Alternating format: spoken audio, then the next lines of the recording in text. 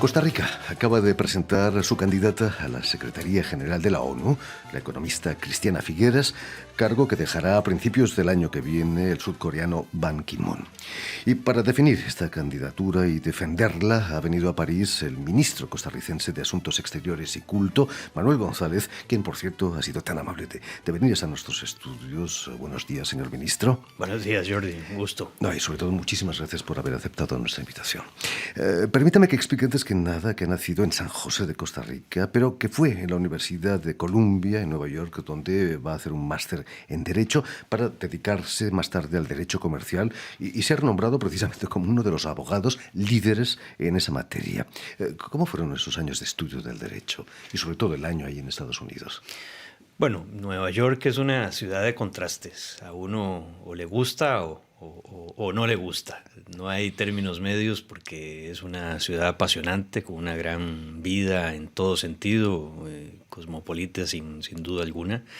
Me permitió durante ese tiempo conocer un poco más la mentalidad de los Estados Unidos, lo cual ha sido de una gran utilidad también en mi vida profesional, tanto como abogado y ahora como diplomático, entender un poquito mejor la manera en la que ellos ven el mundo. Y yo creo que esto de la diplomacia también se trata de eso, de ponerse en los zapatos de los demás, tratar de ver el mundo desde muchas perspectivas y no solamente de imponer lo que es la visión de uno o de su país. Allí en la Universidad de Columbia estuvo el poeta español Federico García Lorca. Y en esa estadía salió ese libro, Un fantástico poeta en Nueva York. Una visión terrible también, ¿no?, de la industria, de la masificación. ¿Vivió eso quizás también allí?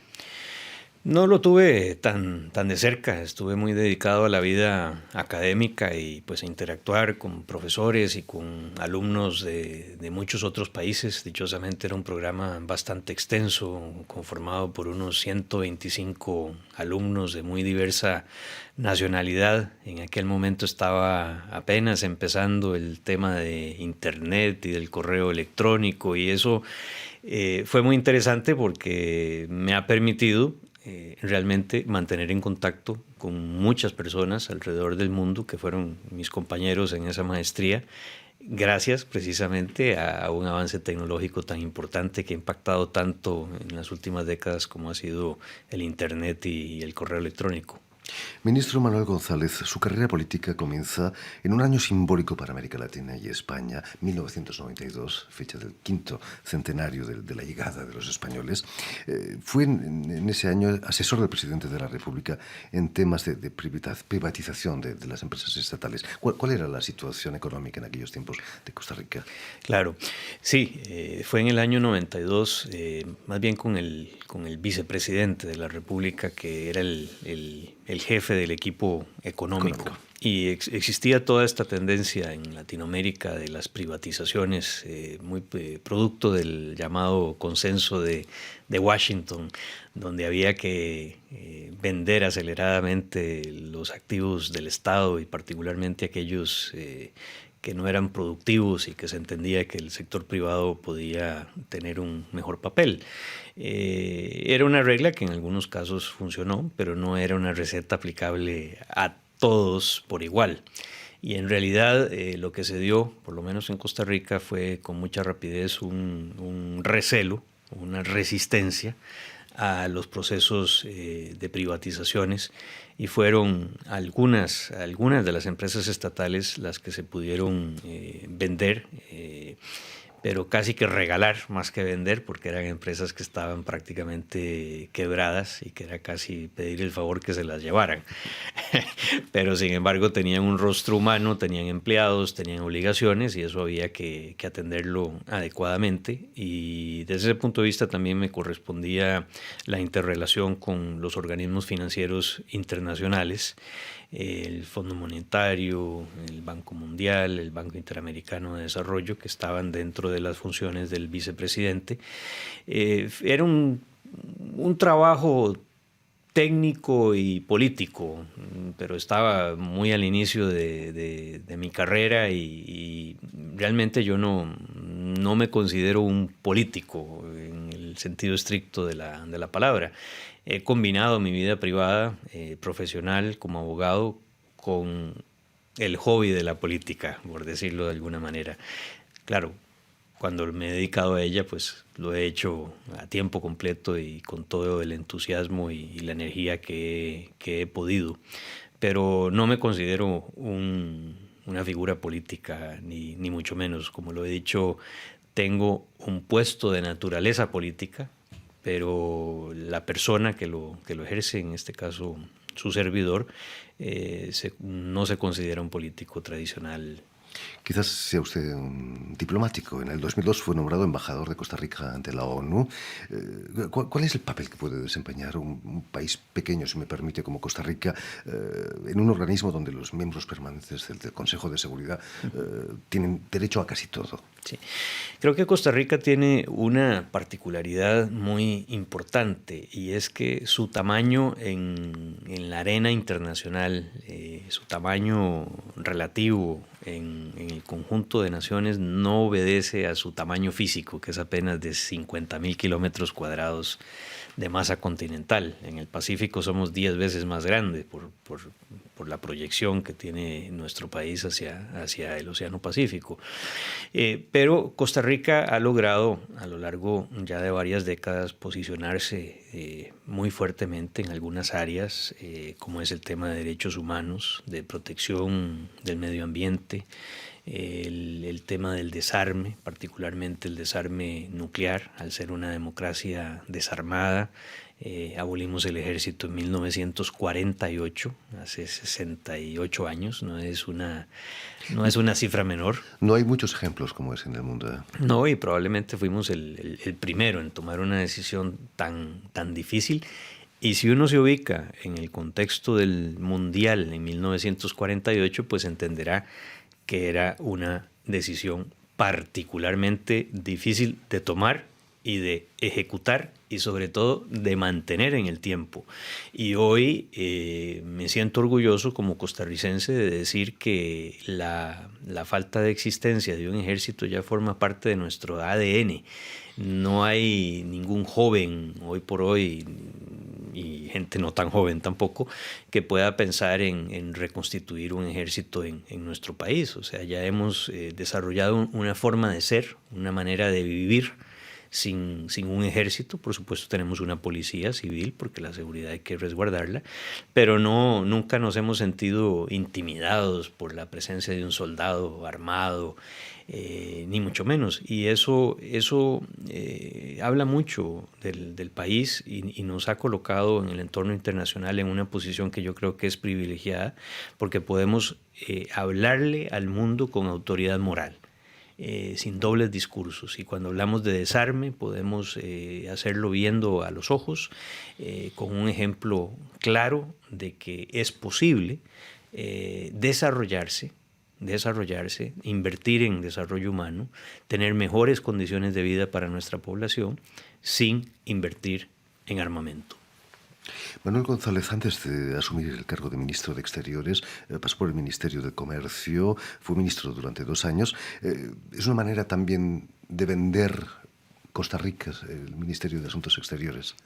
Sí, era el Ministerio de Comercio Exterior, y me correspondían pues las negociaciones, como la palabra lo dice, en el campo multilateral del comercio, principalmente en la OMC y en el Sistema de Integración Económico Centroamericano, y por supuesto la relación comercial a nivel bilateral con nuestros principales socios comerciales, y el impulso de tratados de libre comercio que tenía ya el país vigentes, y algunos otros que estaba en proceso de negociar o de ratificar. Y también en esa cartera me correspondía la definición de la política de atracción de inversiones hacia Costa Rica. De modo que tenía, si bien estaba muy focalizado en la parte comercial, pues sí tenía un gran componente exterior. La palabra lo dice, comercio exterior, y pues el hecho de complementarse esa pasantía anterior con con algo más amplio como son las relaciones exteriores en su sentido más amplio, que es lo que me corresponde o lo que se me ha encomendado en este momento, pues ya era un avance en lo que es la promoción del país, en aquel momento pues en un área muy específica de comercio, inversión, de proyección corporativa, de atracción de inversiones de todo tipo a nuestro país, pero ahora como un mecanismo de promoción y de posicionamiento, porque también las relaciones exteriores hoy en la arena política internacional se convierten también en una verdadera defensa de los principios por los que uno aboga. Y como lo he dicho en varias ocasiones también, una silla que un país como Costa Rica, creyente en los derechos humanos, en un mundo mejor, en un mundo más equilibrado, en un desarrollo con respeto al medio ambiente, una silla que dejamos libre, es una silla que inmediatamente otro país la ocupa, y no necesariamente para defender esos principios. Precisamente para un país con una fauna y una flora excepcionales, Costa Rica, decíamos, posee el 5% de la biodiversidad mundial. Apoyar la candidatura de una persona como Cristiana Figueras, quien lleva trabajando desde hace años en el terreno del cambio climático, es lo más natural, entre comillas, del mundo, ¿no? Sí, hay que recordar que la señora Figueres, cuando llegue a ser secretaria general de las Naciones Unidas, y estoy convencido de que lo llegará a ser, porque se le valorará en toda su dimensión, su experiencia y sus cualidades como persona, ejercerá un cargo con total autonomía e independencia de las posiciones del país que la ha propuesto. Sin embargo, en esta etapa de la candidatura me siento muy complacido de poder defender por convicción plena y presentar a una persona de tantos quilates, cuando sus posiciones y su manera de pensar natural coinciden con las posiciones que nuestro país defiende.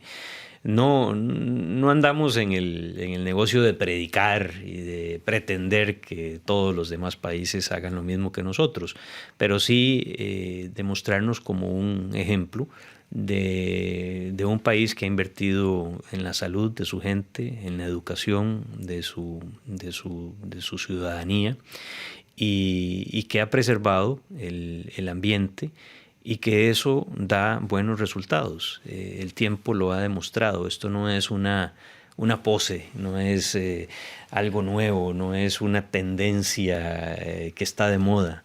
O sea, Costa Rica ha logrado con un récord muy claro durante 60 años demostrar que lo que defiende y predica en el mundo lo hace sobre una base real, sobre una convicción absoluta de que hay una identidad con esos principios que promueve y defiende, como un ejemplo de que se puede vivir y convivir mejor dentro de su ciudadanía y también con el resto de las naciones. Somos un país que tiene relaciones buenas y estables prácticamente con toda la comunidad internacional, con todos los países. Hacemos una gran labor, creo yo, en el campo multilateral, y digo gran labor porque no tenemos mucha presencia diplomática en todo el mundo. O sea, nosotros tenemos una presencia relativamente modesta, con solo 42 embajadas a nivel bilateral y 6 más a nivel multilateral, y a pesar de esas limitaciones hemos dado nuestro nombre a conocer y que las personas lo identifiquen con buenos valores. Precisamente desde el 2013 Costa Rica es miembro observador del organismo de la francofonía. ¿Qué significa para su país Francia y el francés, teniendo el español como lengua oficial y un potente vecino anglófono en el norte? Bueno, hay una influencia muy importante en nuestro país de Francia. Hay un liceo francés muy conocido, de un gran prestigio, donde se han graduado inminentes costarricenses, donde La influencia de familias francesas o de origen francés que se han radicado en Costa Rica también es conocida y evidente. Pero claro, la organización de la francofonía va mucho más allá del tema del francés o de la relación con Francia. Es una comunidad compuesta por casi 80 países donde el hecho de ser observadores realmente nos pone en una posición privilegiada dentro de la organización. Fue un proceso, no es tan fácil como simplemente decir aquí mando mi cartita de aplicación y al día siguiente ya usted es un observador. No, dichosamente es una organización que tiene una política muy clara, muy bien establecida en cuanto al rol de los observadores, y esto nos permite, precisamente por lo que le hacía mención hace unos instantes, de no tener una presencia diplomática tan difundida en el mundo como la pueden tener otros países, nos permite tener acceso a muchos otros países francófonos, africanos, por ejemplo, en los cuales no tenemos embajadas. De modo tal que lo hemos asumido con gran entusiasmo, con gran compromiso. La francofonía, la organización de la francofonía también tiene programas de cooperación, de promoción del conocimiento, del idioma, y son áreas definitivamente que van también en nuestro directo interés. Ya para terminar, señor ministro, ¿cuáles son los desafíos principales a los que se enfrenta Costa Rica en estos inicios del siglo XXI? ¿Los desafíos ecológicos, quizás? Yo diría que el ecológico creo que lo tenemos, pero como parte de una misma nave espacial, que es este planeta en el que vamos. De nada le sirve a un solo país hacer grandes esfuerzos si no existe esa conciencia del resto de la comunidad internacional de apoyarlos y de hacer lo mismo. De ahí el éxito del Acuerdo de París suscrito o al que se llegó acá en diciembre del año 2015. Yo creo que uno de los retos más importantes que tenemos al interno de nuestro país es tener la base económica que le permita la sostenibilidad de los programas. En este momento, lamentablemente, tenemos un déficit fiscal que nos afecta. Hay que aceptar también que tenemos esos retos y precisamente cómo ser más eficientes en el gasto, cómo tener mayor impacto social en los programas que desarrolla el Estado para continuar teniendo índices elevados de desarrollo humano sostenido en el tiempo, es sin duda, desde mi punto de vista, uno de los retos más importantes que tenemos. En fin, pues muchísimas gracias, Manuel González. Recordemos que es ministro de Asuntos Exteriores y Culto de la República de Costa Rica. Y, por cierto, si quiere volver a escuchar íntegramente esta entrevista o incluso verla en vídeo, lo pueden hacer en nuestra página web RFI en español o también en la página Facebook de la emisión El Invitado de RFI. Y también permíteme saludar a Pierre Chafanjon, que está detrás de los cristales, a cargo de la realización visual y técnica de la emisión. Gracias de nuevo y muchísimo éxito para la candidatura de Cristian Figueras. Muchas gracias, Jordi. Un gusto. Gracias.